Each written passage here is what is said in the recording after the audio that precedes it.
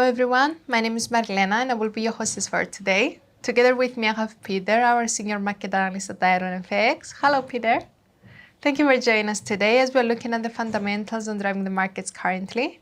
So Peter, a new day, a new week, what's in the markets? Well, we had the release on Friday of the US employment report for September. The rates and figures were generally better than expected.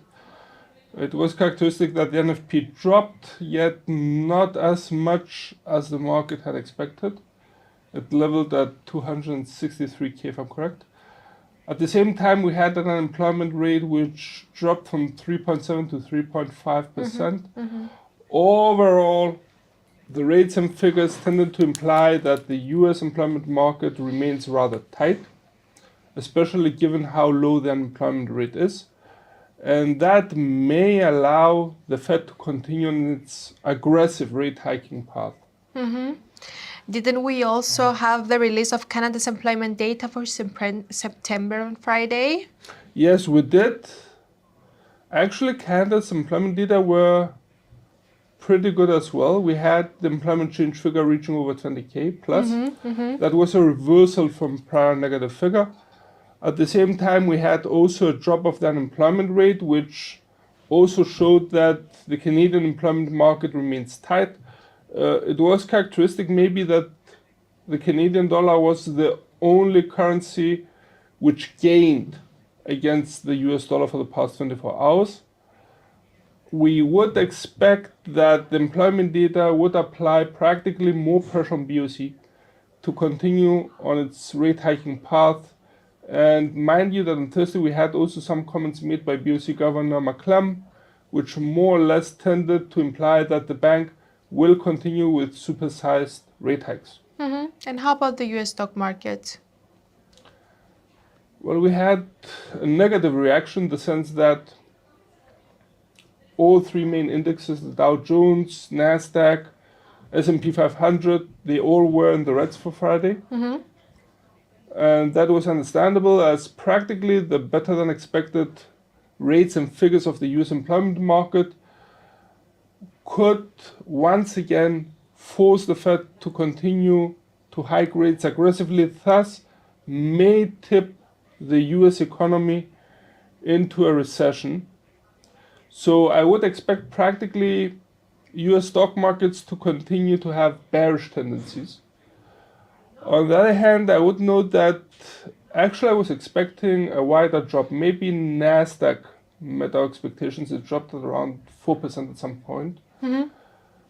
Other than that, though, I would also note that US stock markets increasingly are now turning their attention towards the earnings season. And in an alternate reading of the US employment report, earnings may not be as bad as initially feared. Should that be the case, we may see US stock markets breathing a little bit. And I'm saying that because if we have a strong employment market, that would mean that practically recession fears are a little bit in the distance. So that may have allowed US businesses in Q3 to actually perform less badly than what was expected initially. And what's on the calendar for the day?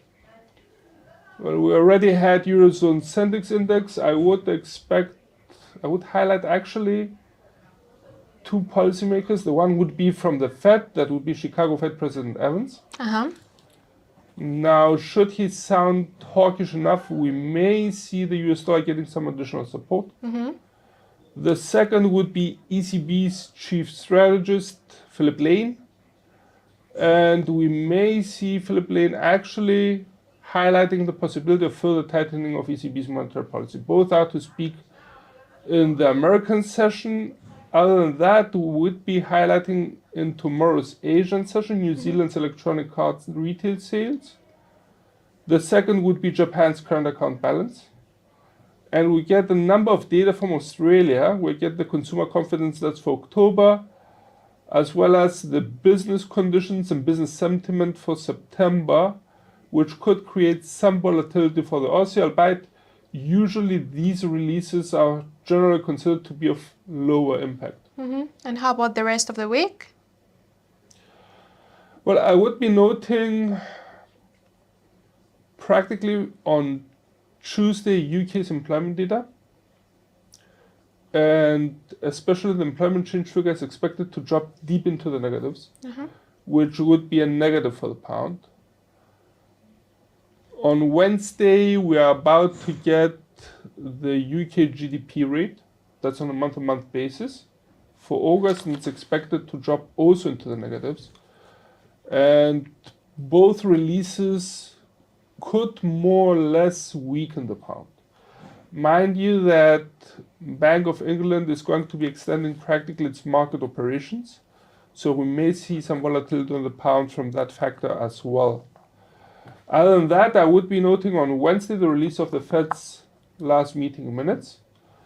Probably the bank is going to be sounding pretty hawkish, and if actually so, could provide some additional support for the US dollar. On Thursday, the main release of the day, in our opinion, would be the release of the US CPI rates there for September. The big question is whether US inflationary pressures have started to ease, actually have peaked and have started to ease. And if actually so, that could more or less weaken the pressure on the Fed to continue hiking rates at an aggressive manner. I would also be noting on Thursday the release of the weekly initial jobless claims figure from the US. Should there be another rise, that would imply further slack in the US employment market.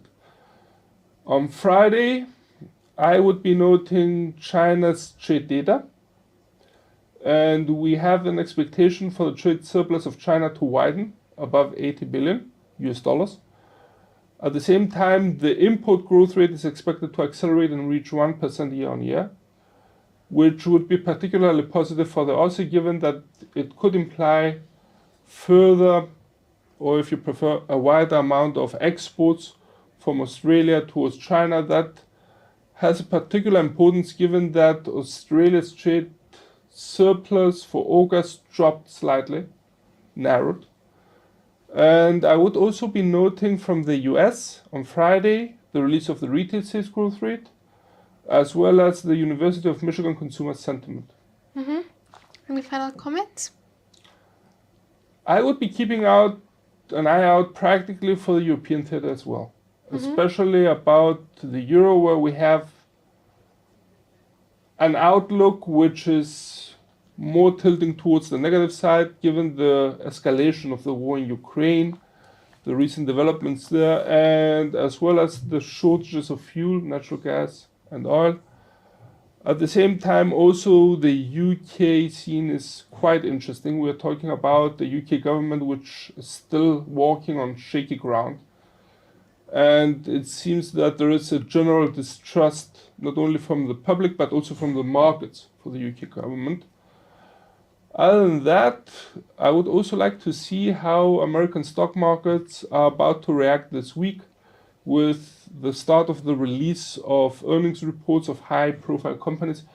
I would be noting on Wednesday PepsiCo, and on Friday we have a number of big banks, JP Morgan, Citigroup if I'm correct, and some others which could generate substantial interest among traders. Great. Thank you, Peter, for your time. And everyone for watching. Join us after a short break for technical analysis with Peter Yosef.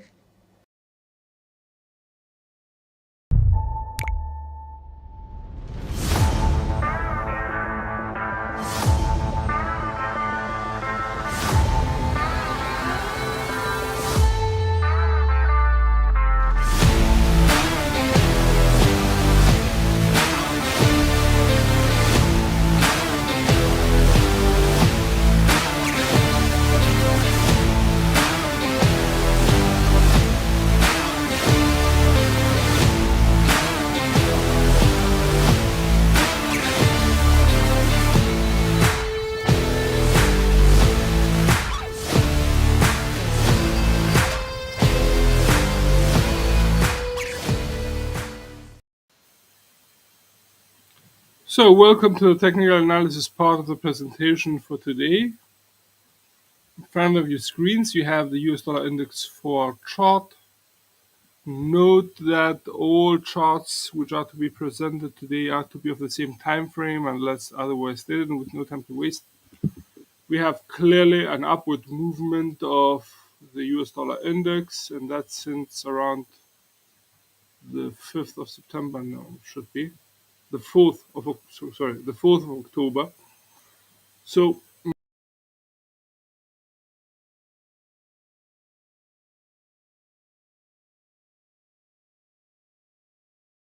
more or less,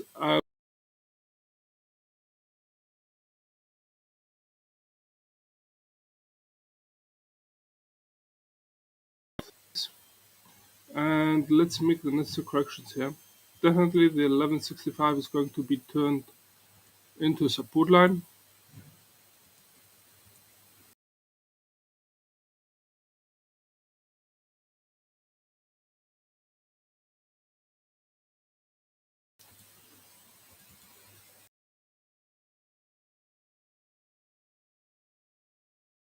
Resistance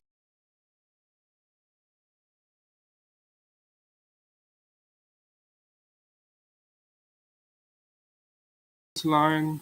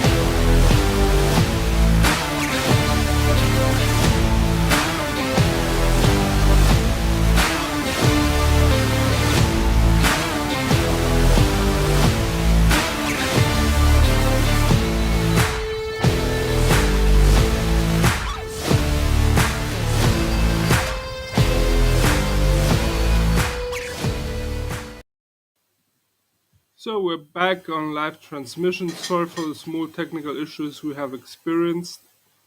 We are currently at USD CHF for our chart. We have corrected the support and resistance levels. Let's also correct the labels. Final resistance line being now placed at 1.0230. Second resistance line being placed at the 1.0120.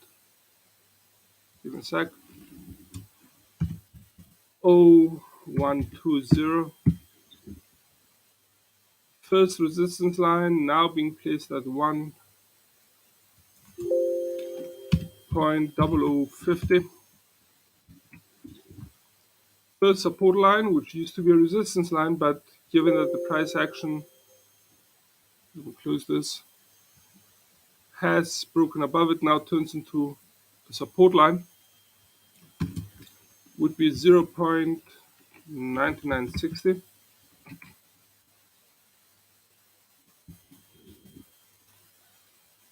Second support line being placed at 0.9860. And final support line being placed at 0.9565, 9765.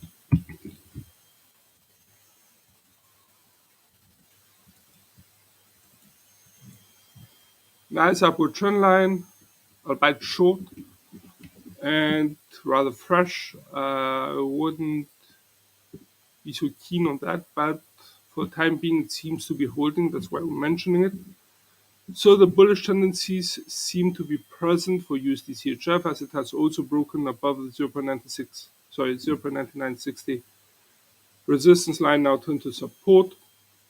Also note that the RSI indicator below the 4-hour chart is above the reading of 70. Let me make this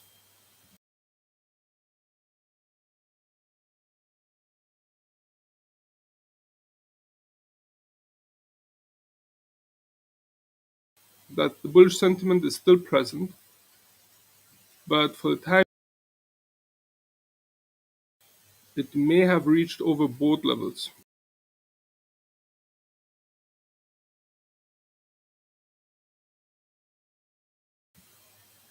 Should the bulls maintain control, I would expect the price action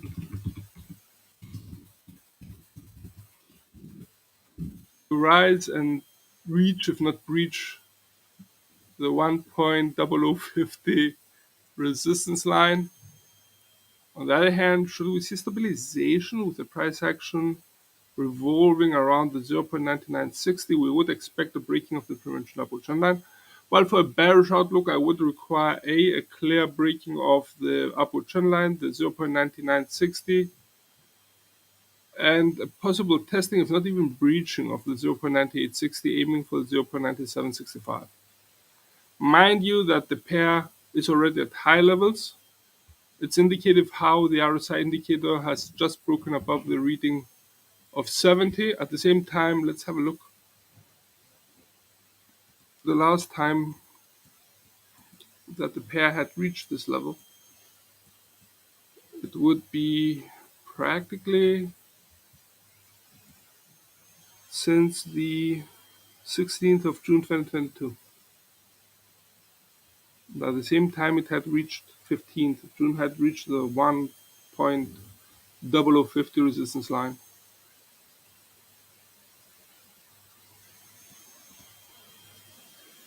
Okay. Let's move now to commodity currency AUD USD. A nice downward motion, possibly also due to the strengthening of the US dollar.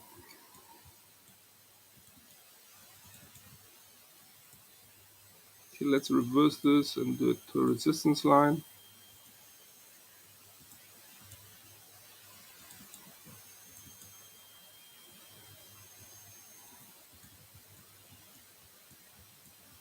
See how far back it goes. Definitely drilling to the daily chart now. And here we are. I am marking this true here in green.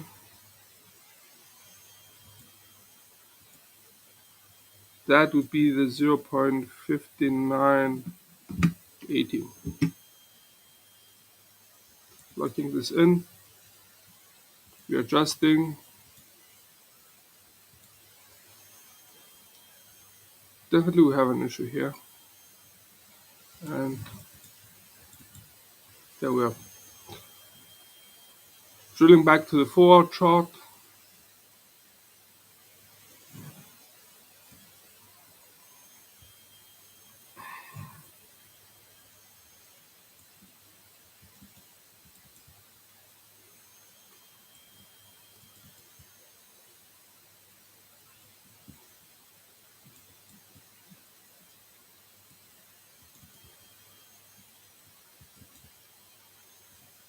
Let's collect the labels. 0.6670 would be the ultimate resistance line for now. The R2 is now being placed at 0.6530.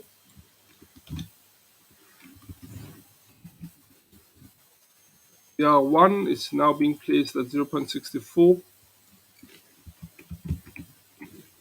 The first support line, first line of a defense for the bears would be, against the bears would be the 0.6270. Second line of support would be the 6110. And the final support line being placed at 0.5980.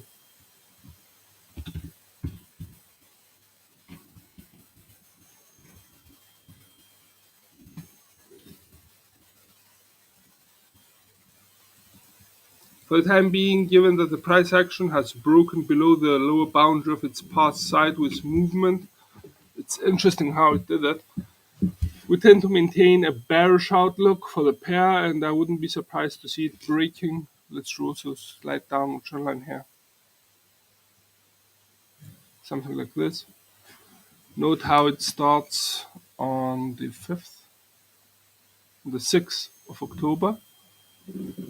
Stabilizes around the 0.64, yet the bears are too strong, pushing the pair downwards. Note how it touches on the downward trend line here, and it's currently aiming for 0.6270. Note also, let me disable the camera for a minute.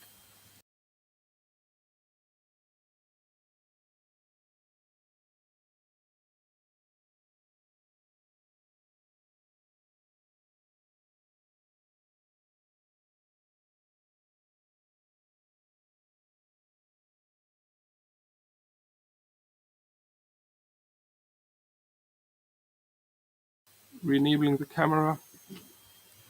Now, should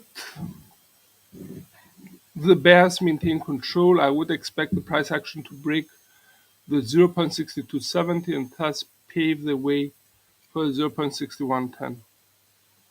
On the other hand, the stabilization is also possible, and that could occur between the 0.6270 and the 0.64 resistance line. In case we see for a bullish outlook, albeit this is not among our suggestions, that would imply practically a breaking of the downward trend line, a breaking of the 0.64 resistance line, and the price action to start actively aiming for the 0.6530 resistance level here, which provides resistance here, here, here, and here. Moving to the older commodity pair, that would be the USD CAD. USD CAD, which despite the strengthening of the US dollar remains stable. And it's no surprise given that we had very, very solid employment data from Canada for the month of September, which were released practically at the same time as the US employment report for the same month was released. So practically the strengthening of the US dollar was counteracted by a respective strengthening of the USD of the CAD.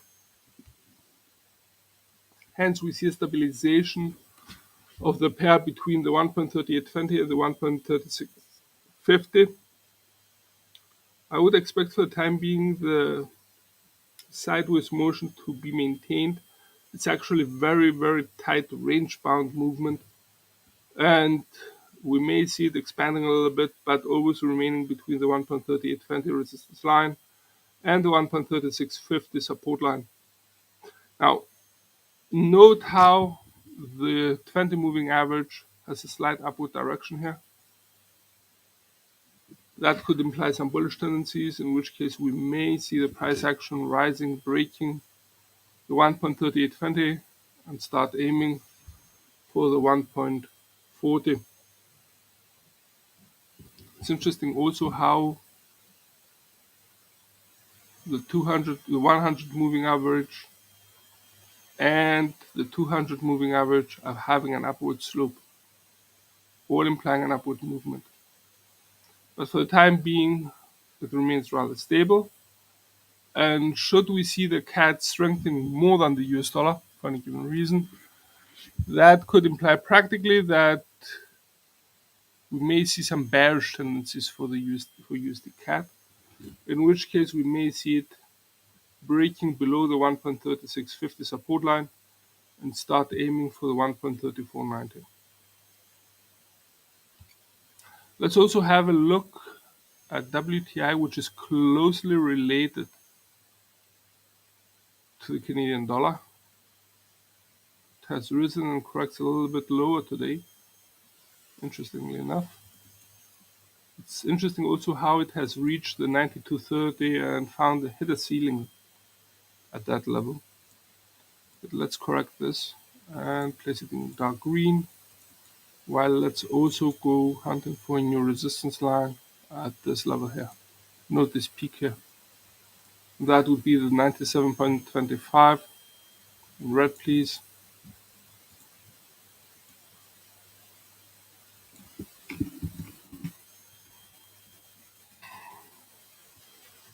Let's also correct the labels.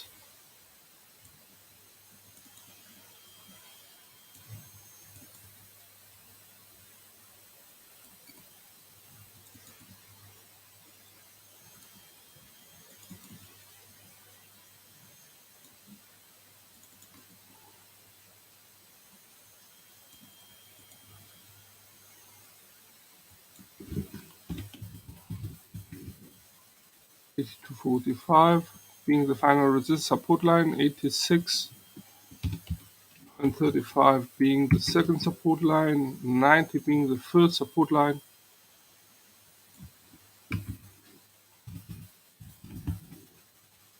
92.30 being the second support line, the first support line, second support line being placed at 95.30,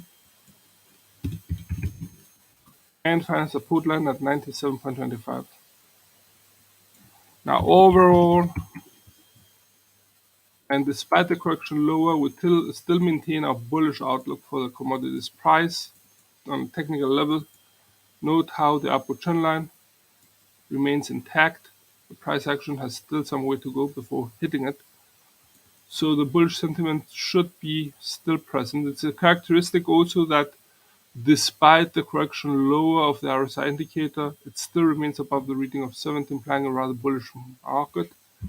In which case, should the bulls take over once again and push oil's prices higher, WTI's price higher, I would expect it to break the 92.30. Definitely, I would require a higher peak than this one and start aiming for the 95.30. That should be it from all of us here at IronFX. Best wishes for solid trading.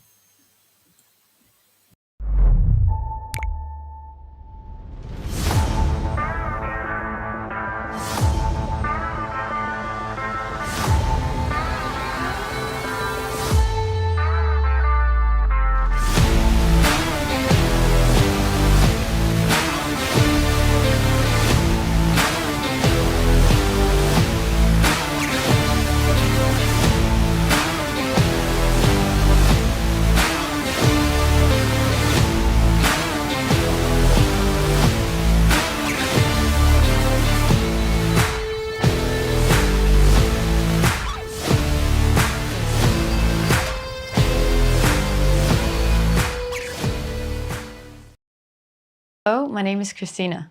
Fundamentals are all the qualitative and quantitative information that helps determine the financial value of a company, currency, or security.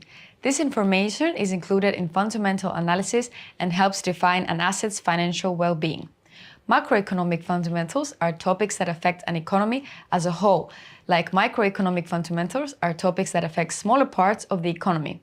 Forex traders are interested in macroeconomic releases or fundamentals, which will help them assess the state of the economy and determine whether a currency will go up or down. Macroeconomic fundamentals include statistics about the jobs market and unemployment, supply and demand, economic growth and inflation, as well as monetary or fiscal policy and international trade. For example, a forex trader who trades the USD or any currency pair that includes the US dollar will closely follow any news from the US Central Bank, the Fed.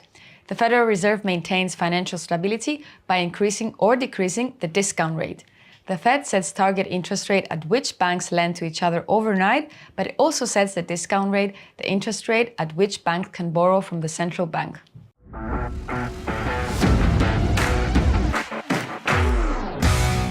If the Fed raises interest rates, it increases the cost of borrowing to slow down the economy. On the contrary, in order to stimulate the economy, the Fed lowers rates, making borrowing cheaper and encouraging spending on credit and investment. When the Fed raises interest rates, as it's currently doing at an aggressive pace, it tends to favor the US dollar. Also, the more the Fed hikes rates, the more other central banks need to catch up by raising their own rates. This difference between different central banks' monetary policy also influences currencies. Other microeconomic fundamentals, such as major economies' CPI data, non-farm payrolls, gross domestic product, retail sales, purchasing managers' index, and others can influence the value of a currency and create volatility. Thank you for watching.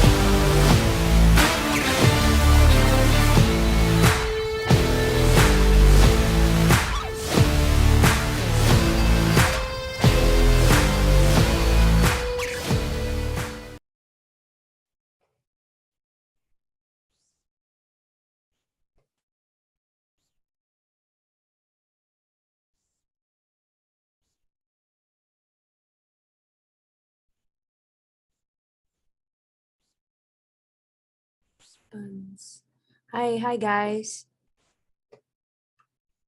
Hi, thanks for tuning in today on IronFX. Okay, let's just give the rest of the attendees some time to come in before I start the session.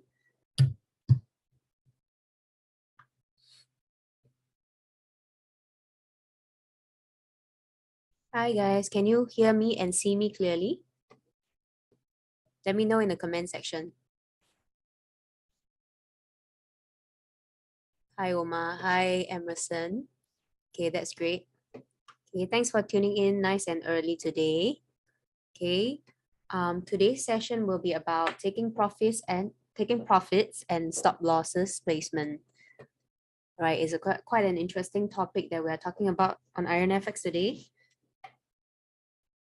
Let's just give the rest 2 more minutes to come in before I start.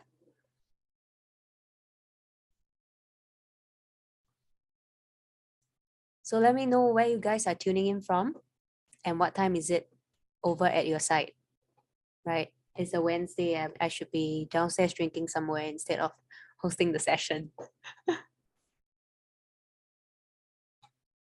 Okay, Manila, Turkey, nice.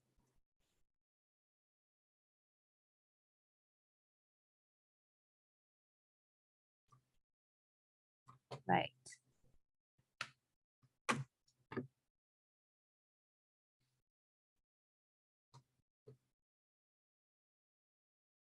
South Africa. Hi, Kenneth. Hi, Josie.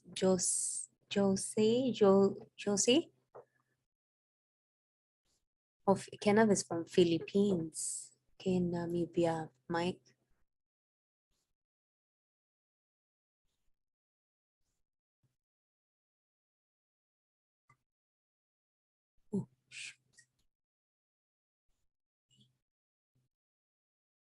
Oh, just give me a second. Shoot.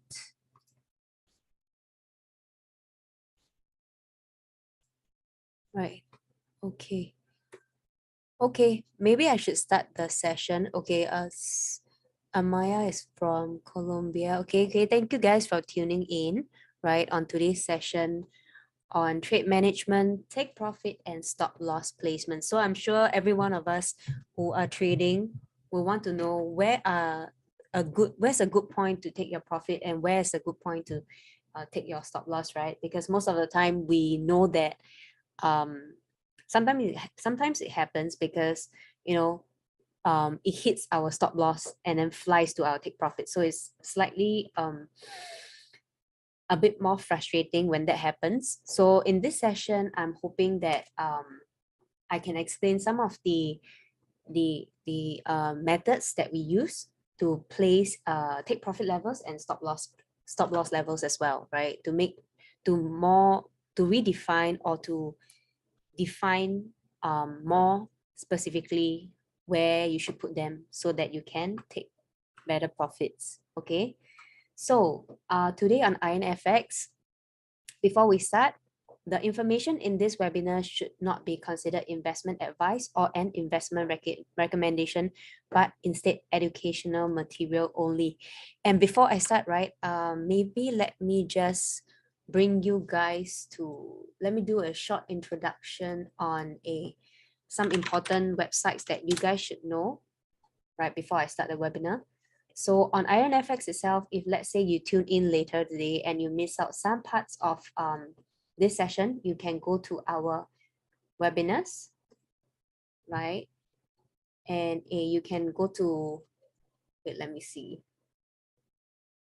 I think you should be here. Okay, you should go to the webinar site. Oh, it usually should be here. Give me 1 second. Okay, platforms. Okay, we do record our webinars and our podcasts on the page itself. So you can come in to see all the past webinars that we have recorded. Okay, past webinars. Click here. If you miss any of the webinars and you want to have a refresher course, right? So if you want to listen to any of our English webinars, click on the English and then you have all the past webinars that we have recorded here, right? Like our live trading session, our fundamental analysis, previous sessions on the Fibonacci. If you wanna take a look, yeah, it's all here. Okay, and I want to as well as tell you guys about our special VIP room, right? Especially for all the IronFX clients that we have. So in this VIP room, you have exclusive market forecasts. Okay, we will be posting some of our analysis from our prop traders as well as Desmond himself, right? So you can ask our experts anytime. I will show you guys how it works later on. So this is just a page to bring you through and as well as let you know where to register, right? So you can let us know what currency pairs or if you have any questions, we'll be live to answer, right? We'll be there to answer you. Okay. So there are different premium services, different 5 tailored account types for you to choose from. So if you are already a member of the IronFX, you just have to deposit the sum to get you to different tailored account types, right? Okay, so you just click on this link here, access our VIP room. I'll paste the link here. Right, let me just paste the link here for everyone to see. Okay, just click on that link and you should be able to sign up. Okay, so this is how the VIP portal looks like, right? You have a section where you can chit chat with us.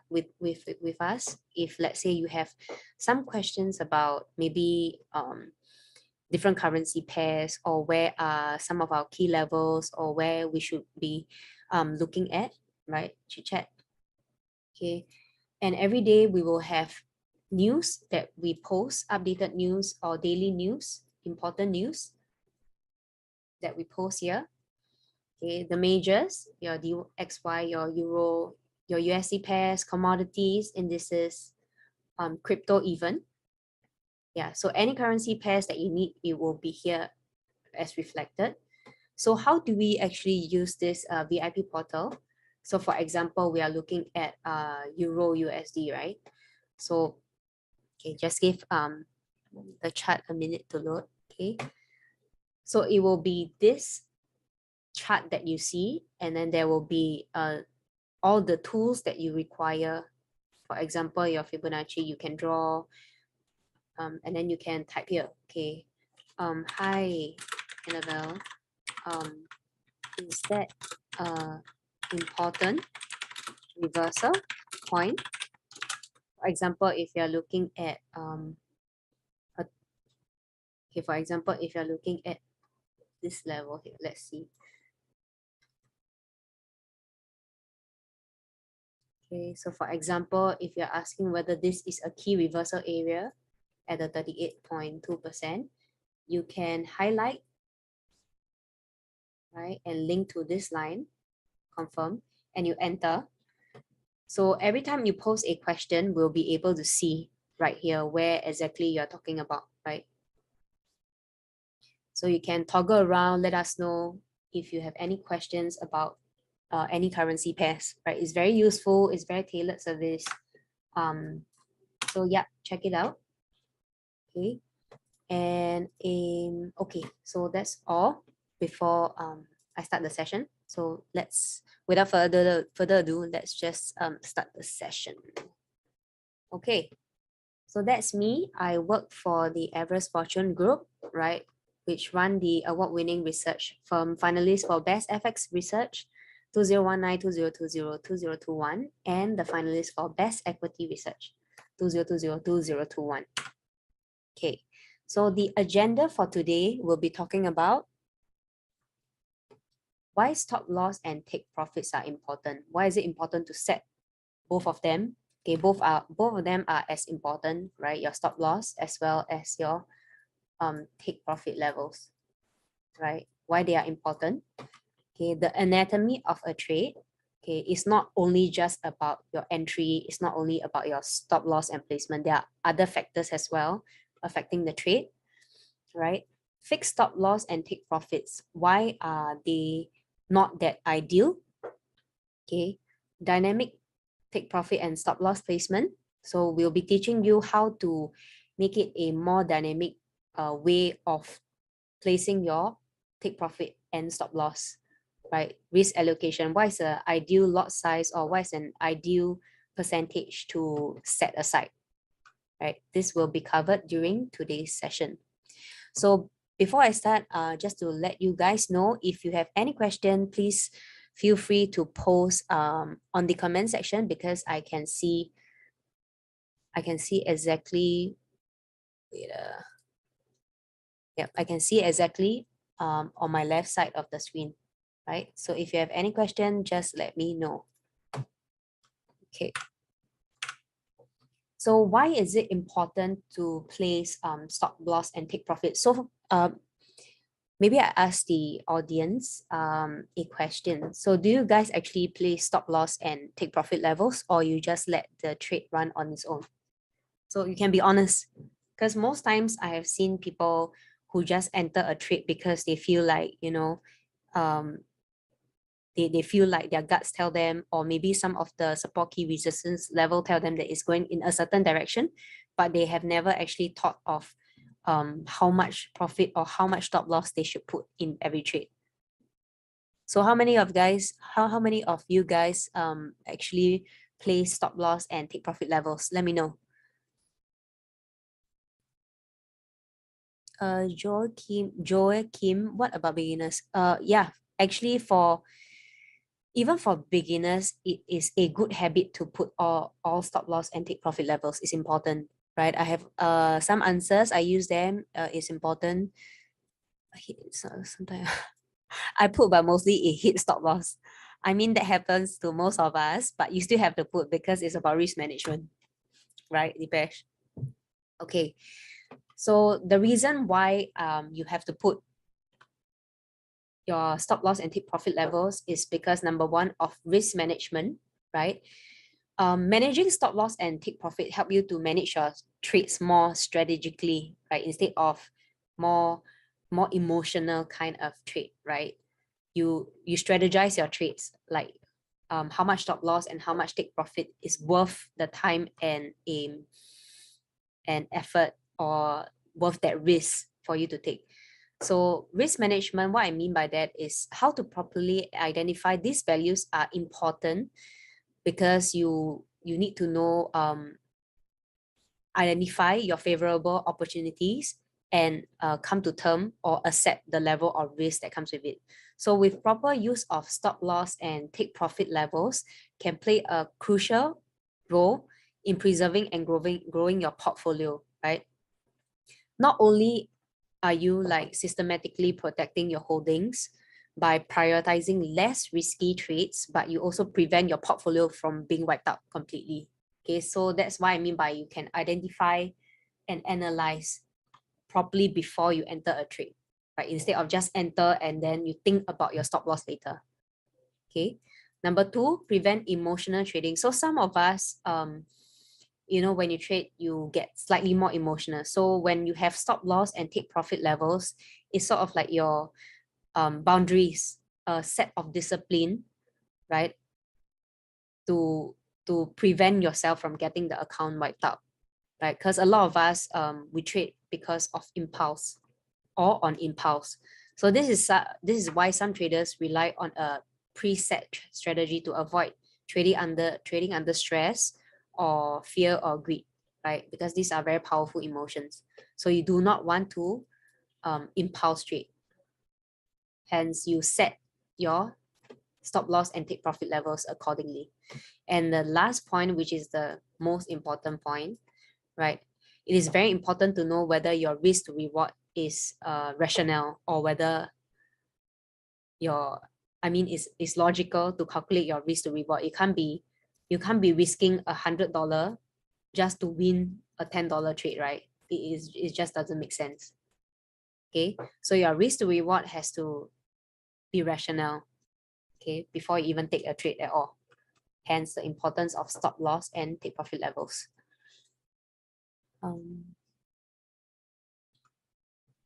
Okay, so some of the methods used to calculate stop loss and take profit levels. Number one, trend lines and support resistance levels.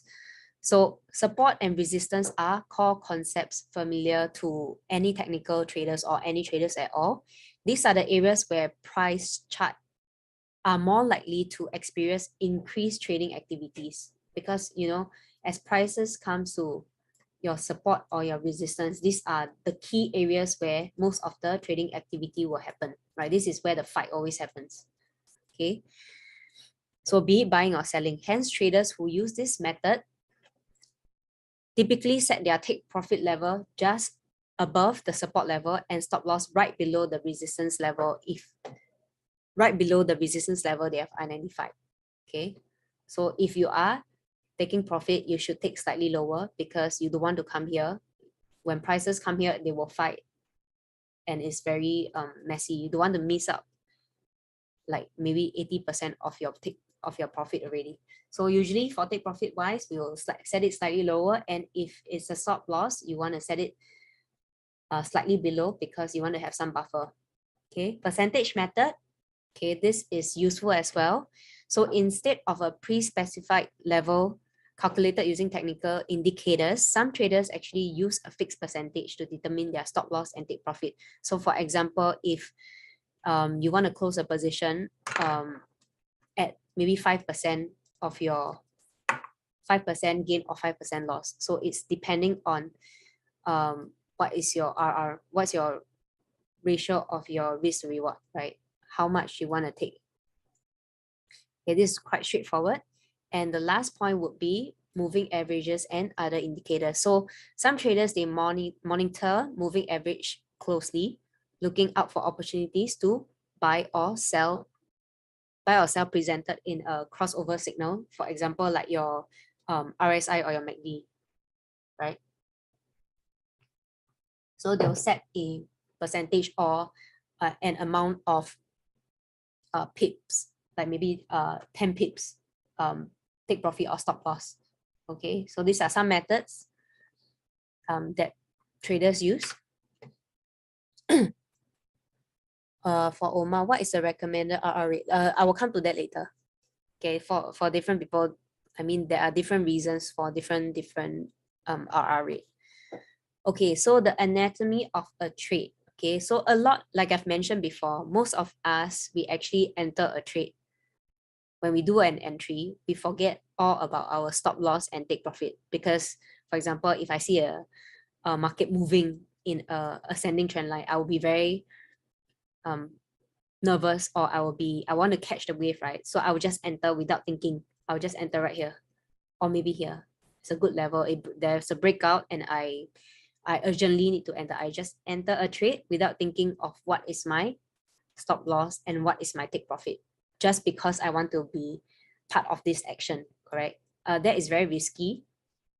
Okay, so we check off all the boxes. For example, our Ichimoku, we check off our trend lines, our breakout levels, but stop loss and take profit comes only after execution most of the time.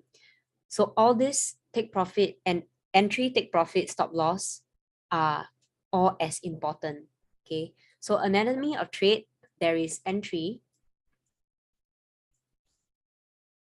stop loss, take profit. Not only these three, there is also your break even point, your partial profit, right? Your ideal invalidation, and cancel trade. These are all as important consideration. Oops. So the anatomy of trade includes all this, not just an entry only, right?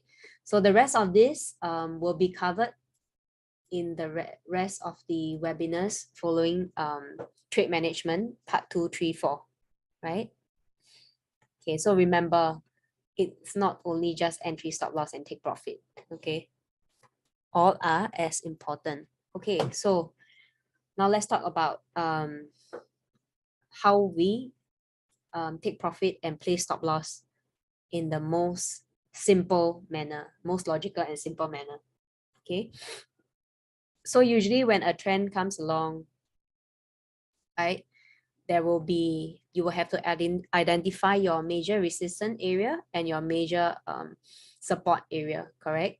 And these levels here are called the what? Magnetic. They are the magnetic areas because prices tend to be very attracted to them.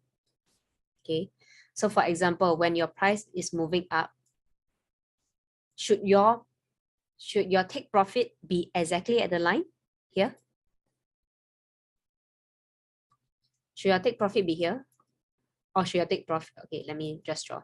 Should your take profit be A, or should your take profit be B?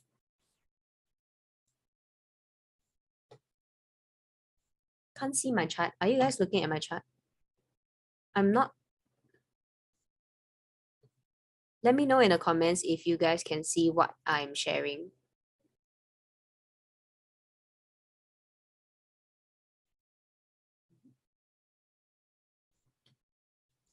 Can you guys see here?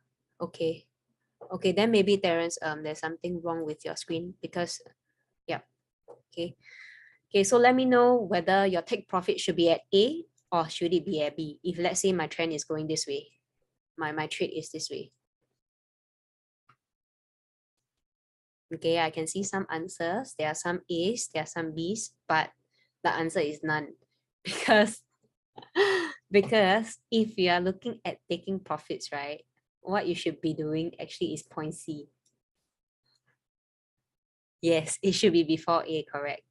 Okay, because once it hits this level, there will be a lot of commotion going on, all the fighting, all the that all the fights will be happening here. So usually I just want to avoid that. I will take my 90% and run off, right? Just leave the 10%, it's okay. Because you do not want a point to happen where just because for the 10% you wait for price to almost reach there, reverse, here you panic. You don't know whether you want to sell or you want to hold, correct? And then you hold, thinking that it will come back, bounce back, but nope, it went back down 50%, gone. So instead of taking 90, you take 50%. Okay, so usually take profit levels should be below the resistance or magnetic area. And for your stop loss, it should be slightly after, okay, because you want to have some buffer, correct? Okay, so what's some problem with fixed stop loss and take profit? Anyone else? So you know, some channels, they tell you that if your moving averages cross, you can actually place a trade to take 100, okay, let's say 10 pips above, and then place your stop loss 10 pips below. Okay, any idea why this is not the best, not the most ideal way of taking profit and placing stop loss?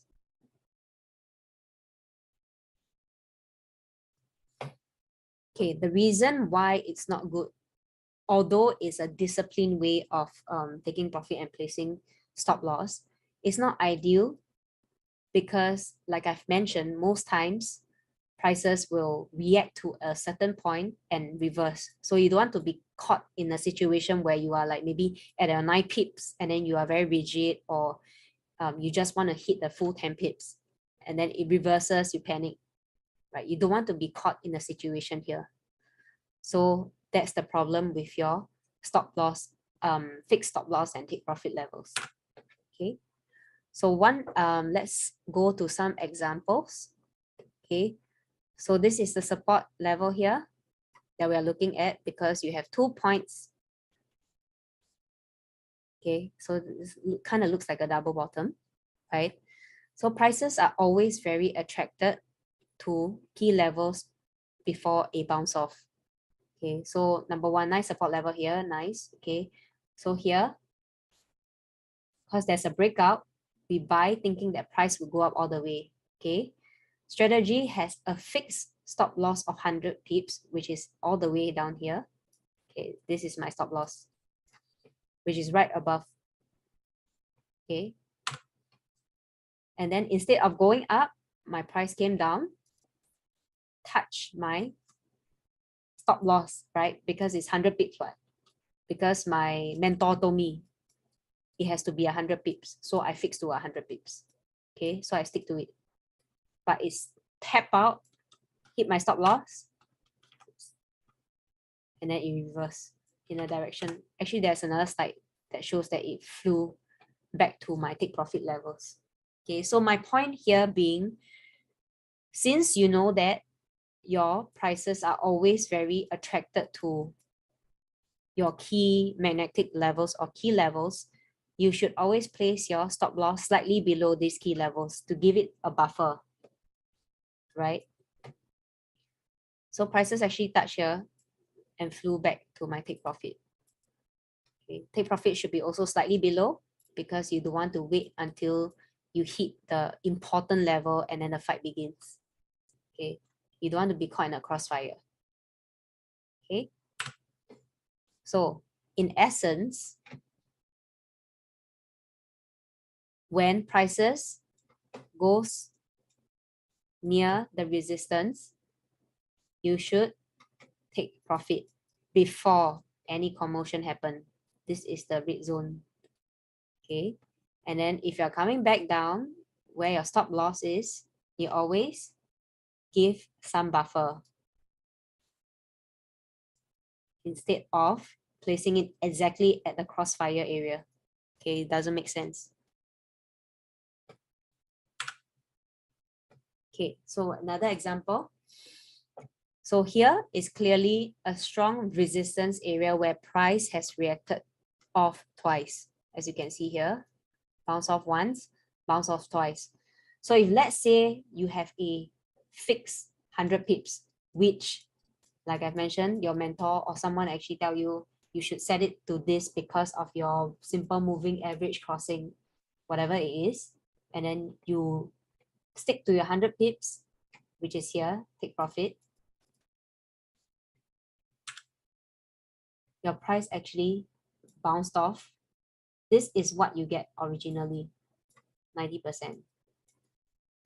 90% profit. But instead of this small gap here that you are waiting for it to touch, hoping that you'll come here, for the 10%, you actually miss the whole trade, right? So point being, always place take profits below, slightly below the key resistance area. Okay. So if you place your take profit slightly before the key resistance level, you would have been in a 90% take profit trade, right? So lesson here is don't blindly follow a fixed take profit target just because some foreign told you to. Although I think it's good discipline to set a fixed take profit and stop loss, but you should also act according to what the charts or what the market is actually reflecting to you, right? You don't want to be rigidly sticking to your 100% or 100 pips take profit, okay? So take profit placements the wrong way. Now here is the swing high, previous swing high, which is a major key resistance level. Okay, bought and have a long position this way. Okay, price reverse before the big resistance here. So if you would have set your take profit slightly lower, you would have made maybe a 99%. Okay, always place your take profit before key resistance and support, right?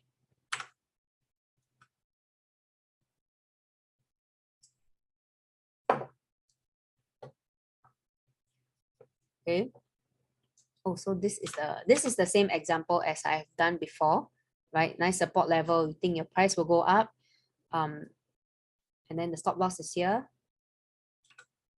Hit your stop loss and fly up. So this is the same exact example that I have done before. Okay, what I mean by dynamic take profit placement. So maybe you guys can share with me how you take, what are some of the methods you actually do your take profit levels? How do you place where you do your, where you take profit? Like, do you go by your risk to reward? Do you go by a ratio? And often do you actually change your take profit levels? Do you adjust them? Let me know in the comment section. Okay, yeah, it's very common for people to use the risk to reward. What are your risk to rewards then? I'm curious. So some people risk to reward will be 1 to 2, but usually that is quite hard to achieve. So unless you are scalpers, usually I don't think they might use the 1 to 2 because price fluctuates too fast. Okay, risk to reward and next psychological level. That's interesting. 1 to 1. 1 to 1 could work for scalpers. Okay, so what I mean by dynamic take profit placement. Okay, let's see. So as some of you have learned, in this section, I will just use Fibonacci as an easier way to explain what I mean by dynamic take profit. Okay, so right here in the chart, we can see, okay, the entry level. So if you are looking at a short position, your entry is here, your stop loss is placed here, right? So we enter a position here. Okay, prices actually came down.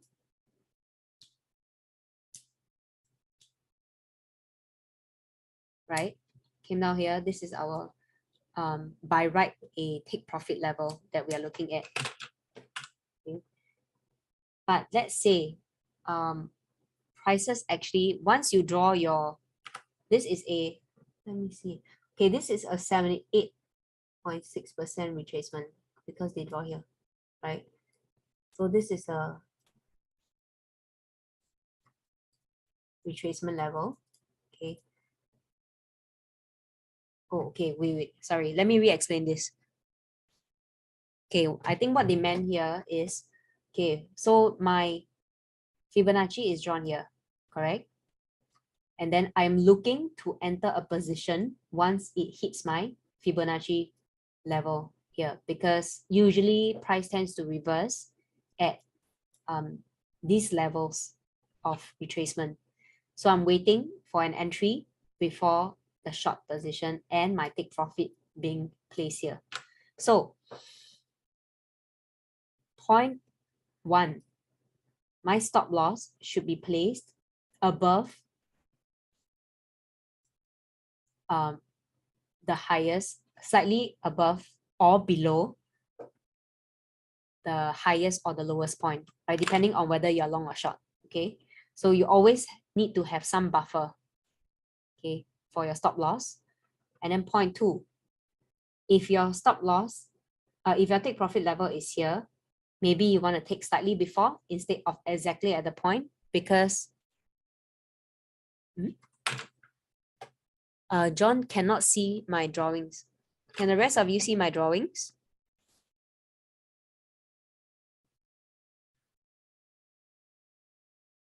Okay. Okay, I think John, something wrong with your, yeah. Okay, so for take profit level, you always want to avoid the key resistance or support area. Okay, you always want to take before. Okay, but for stop loss, you always have to, it has to always be placed after because you need the buffer. So for take profit here, just now, like I've mentioned, I have entered the trade here because it has hit my 78.6 feet level, and now my short entry is in. So what I'm trying to say here, in a sense of a dynamic take profit, is that if you draw a projection, or if you draw okay, usually we use Fibonacci projection to project where prices might come to, correct? So if let's say you draw a projection here, and then it tells you that, hey, actually at a 78.6 projection level, there might be a reversal. Okay, so it aligns with your take profit before a key level, right? Because you do not want to be here, and just coincidentally, your projection tells you that you should take here. Yeah, then you should actually move your take profit slightly above. Okay, so my Fibonacci projection actually tells me to take profit here instead of here. Okay, let's see what happens. It hits exactly here at my 78.6 and does a reverse to my stop loss. Okay, so my point being, you can use other indicators to actually incorporate it to your take profit levels to make it more dynamic, right? Instead of just looking at support and resistance level. So I think Fibonacci is a good way, is a good tool to use to incorporate together with your take profit and stop loss levels, because you know it is a moving forward, or it's a forward looking tool instead of lagging, right? Lagging tools, because you have projection, things like projection that can let you know in advance maybe price might reach here, right? So this is how we incorporate our Fibonacci to place a more dynamic take profit or stop loss. Okay. So stop loss, same thing. Okay, right here, entry, stop loss. I'm waiting for price to actually okay, my entry is here, and then I'm looking to take profit here, my stop loss is placed above. It is what we're looking for. So I entered a position. Okay, and you can see here, my Fibonacci expansion is telling me that, hey, your stop loss shouldn't be placed so close to your previous swing high, correct?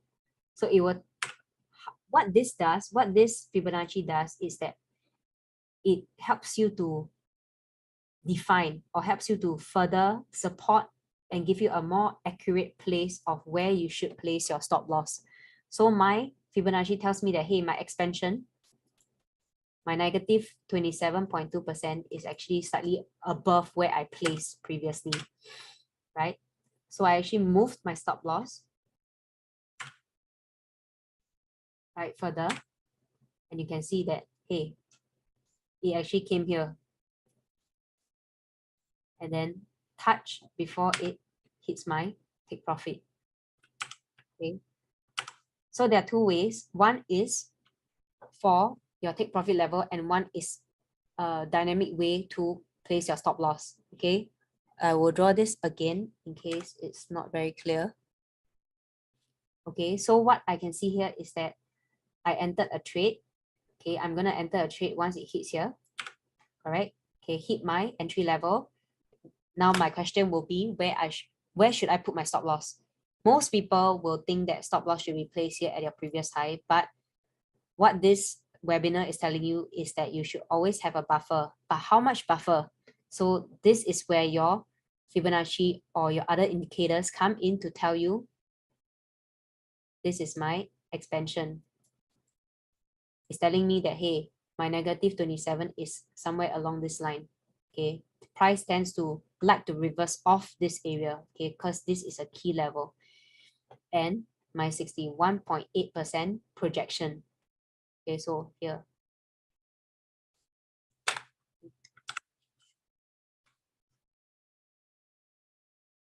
Yeah, my projection might be this. Okay, so my FIB projection might be this, and then my expansion is here, 27 and 61.8 projection. So this is a very key important area that prices might come to touch before it reverse. And what you should do is always place it above the important levels. Hence, you can see that the line, your stop loss, is placed slightly above your 27.2% expansion and 61.8 projection. So price actually really came here to touch before it bounced off. Okay. So this is how you actually make your stop loss more defined, more accurate, the exact points, instead of just saying that, hey, your stop loss should be placed maybe 5 pips or 1 pip above your key support or key resistance area. There are times where your FIB might not work, but it's good to give it a shot, you know, to try to spot all these important key levels before a reversal. Okay. Okay, now let's talk about risk allocation. So just now someone actually asked me what is the ideal RRI, risk to reward. Maybe you guys can let me know what is your ideal percentage per trade for risk allocation. Do you guys risk 1%, 2%, 10, 20, 50, all in? Yeah, I see some answers, 2%, 1%, well, 10%, that's quite a lot. Okay, also depends on how much your pot is relative to the percentage, right? If it's like a 10,000 or like 100,000, 10% is actually a lot. Okay, 2%, 1%, okay. Very commonly, people will risk about, I would say, this level here. Okay, so Omar is a high risk taker. High risk, high reward, I hope. Okay. So what I want to show you guys here is roulette. So all of you guys have used or played rather roulette, right? So there's 18 red, 18 black, and 1 green. So if I give you $1,000 now to actually bet on the roulette, how much will you put on a black win? Will you guys put all in the $1,000, or will you risk how much would you put if you are given a $1,000, but you can only play one hand?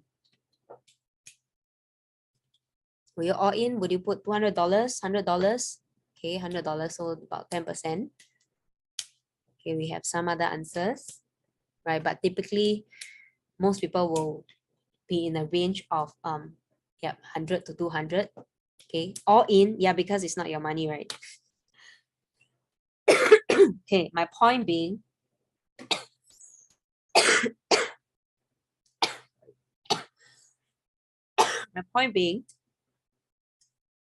if let's say I change the roulette table, right, to 32 black, now would you change your amount that you put?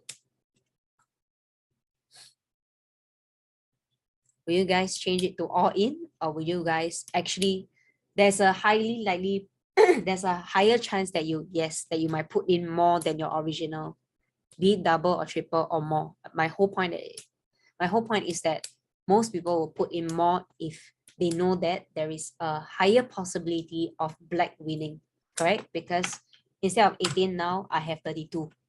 Your odds are higher. Higher odds, correct? So my point is, risk allocation often depends on what is the setup like. So if you have a very, very good setup with maybe your FIB levels, FIB confluence, there's a very good Fibonacci confluence, your RSI is telling you that, hey, there's a divergence, or your stochastic is showing you that is oversold or overbought. Okay, all this, if let's say the setup is really good, FIB confluence will give you 30%, RSI give you 30%, your stochastic or other oscillators tell you another 30%. This gives you a 90% odds of winning. So if I have a higher odds of winning, why would I not put in more, right? It's all depending on what is the setup like. Most of the time, we are waiting for a good setup before we place a trade. Okay, so risk allocation, in our opinion, is best gauge if there is a good setup on that particular trade. Okay, so the higher or the better the setup, the more we allocate a risk. Okay. Okay, so the last part to this webinar will be ideal lot sizes. Okay, so it's always depending on your account size. Okay, how many percent you are willing to risk, because it will affect the lot size that you trade often. Okay, so for example, if 50 pips stop loss, this is 50 pips, right? Stop loss, 0.1 lot, you lose $50. One lot, you actually lose $500. So it's always depending, you should always know how much you are willing to risk before you adjust accordingly. So I have, let's say if you guys do not know how to count, you can come to this page. Okay, for example, okay, I have calculated here. Depending on which currency pair, if you're not sure, you can use this, because our MT4, you have to state exactly how much or how many lot sizes you wanna place. So on a $10,000 account, if you are willing to risk 1%,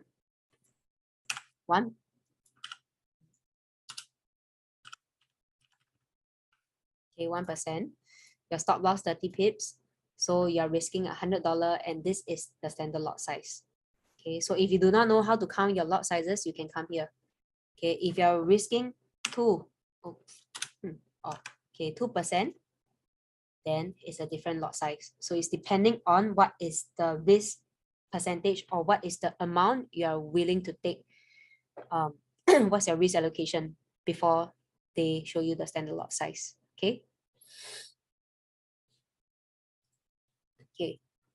So in this example, a 50 pip stop loss. Okay, I think it's here. Okay.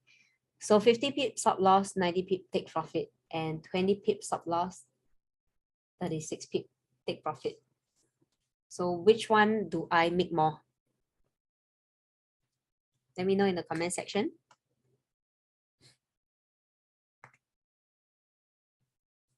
Can you all see? 90 pip take profit, 50 pip stop loss. Which one do I make more? This versus this.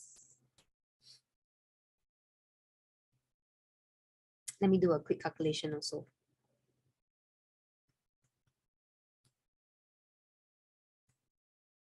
Okay, so which one do I make more? This one looks like it's a lot more actually, right? Based on the looks of it. Okay, I have some answers. Okay, the top, the bottom. Okay. Okay, so actually, okay, you do not need to know the lot size because you just need to take your 90 versus 90 divided by 50 versus 36, your profit divided by your stop loss. So both give you a ratio of 1.8 to 1.8. Okay, so my point being, my point is, it's not about the amount of pips you make, correct? It's also depending on the lot size. That's why you ask. But it's not always depending on the number of pips that you actually made. I can make 1,000 pips, but actually my lot size is very big or very small. It affects your take profit, like the actual amount. Okay, so it's about the risk to reward of your trade. Okay, that's my point here. Okay, so I've come to the end of today's session, right? Do you guys have any questions for me? Okay, maybe I can go to some live charts actually. Wait, give me 1 second. Okay, let's just see. Okay, okay, let's try. Maybe on a live chat.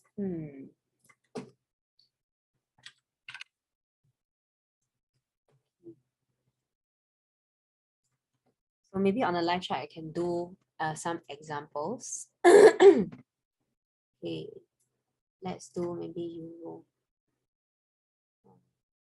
Okay, we can do Euro. Okay, so for example, if you were to, obviously we have to identify a trend, right? It's going downward. Okay, usually people will want to, okay, most people will, let's say if I come to this area here and it's in a downward descending trend, most likely I will want to place a sell order, right? A sell entry here on the second touch. Okay, so let's say if we already entered here, where would your stop loss be? Let's say this is my short entry, my sell entry.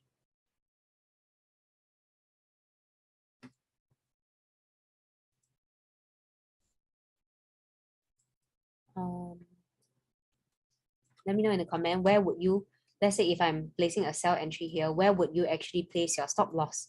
Would it be here? Would that be your stop loss at this tip here? Or would your stop loss be here?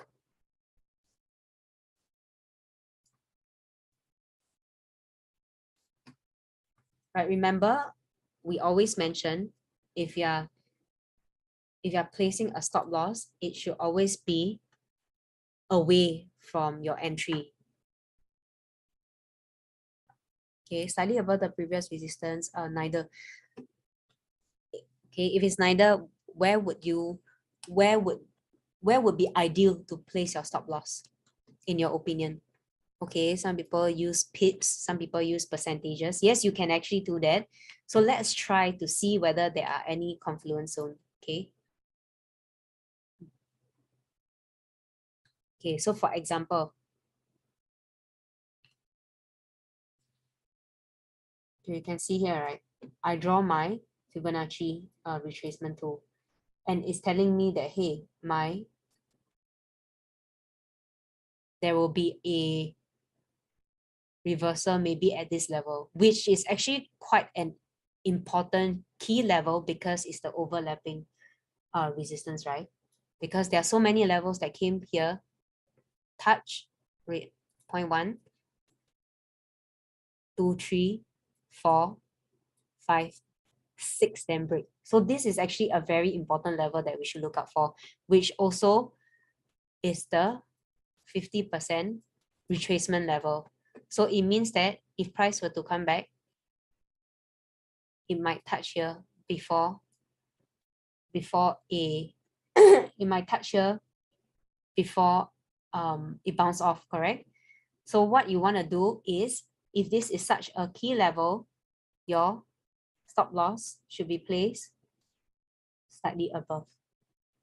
Okay, because you do not want to be in the commotion or in the fight zone. So I will place my stop loss slightly above the 50% retracement, okay, as well as the overlapping support or resistance. Okay, so then this is just for example purposes, how you can use your other indicators to help you redefine for a more accurate stop loss or take profit placement. So if let's say my sell entry is here, I want to take profit. Usually people will tend to take profit here, correct? Because previously, if I do not have all this, okay, if I do not have all these bars, okay, I can do a replay, but it might be a bit messy. Okay, so it will be here, correct? So your take profit should be somewhere at this level, correct?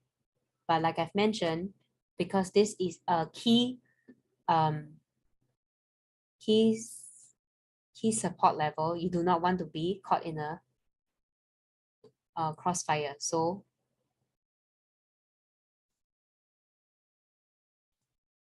you want to take profit slightly before. I mean, it's great that it actually hit our take profit, but most times, as we know, it always misses. So I tend to place my take profit slightly above. Okay, so if this is the key resistance or key support area, I will put it slightly above. Okay, in both ways, it actually hit our take profit as well. Okay, so this is just an example of how I would place my take profit and stop loss in a more dynamic way. You can use indicators like your projection, extension, expansion. Okay. What proof do I need to give access to a VIP room? I don't think you need any proof to access the VIP, but you do need to be you do need to sign up with IronFX as a client, right? Okay, so thank you guys for tuning in today on a Wednesday. Enjoy the rest of the weekend. I will see you guys in the next session. Bye.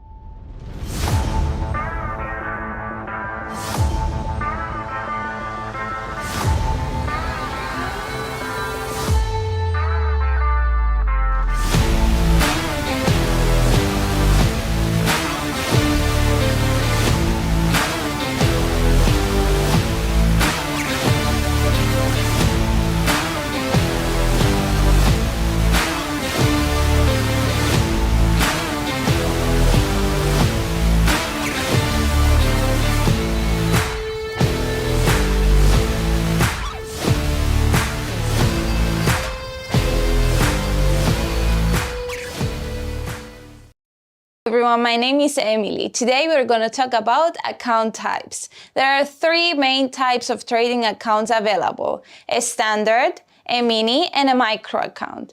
The main differences usually between accounts is the level of fund investment needed, the size of the currency amounts that can be traded, and the risk associated with each trade. A standard account is the most popular account that offers access to standard size lots of currency using a leverage of 100. It normally requires the trader to have an available minimum capital of $1,000. With leverage, you can boost your trades, but at the same time, it can quickly lead to losses if the market moves against you.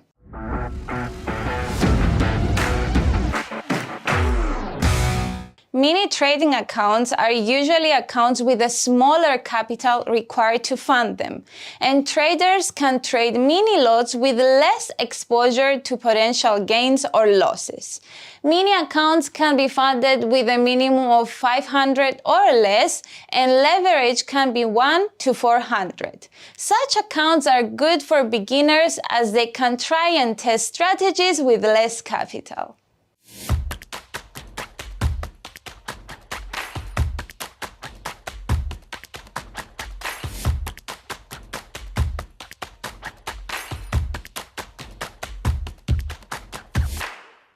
As I was saying, micro trading accounts are usually offered as an incentive to encourage traders to trade Forex with low levels of risk. A micro account offers traders the opportunity to trade in micro lots of $1,000, which means less capital is needed to begin trading. Brokers provide managed accounts, which means that a trader does not need to trade themselves, as they have the option to be assigned to a master account, which can then manage trades on their behalf. Thank you very much for joining us. See you tomorrow. Bye-bye.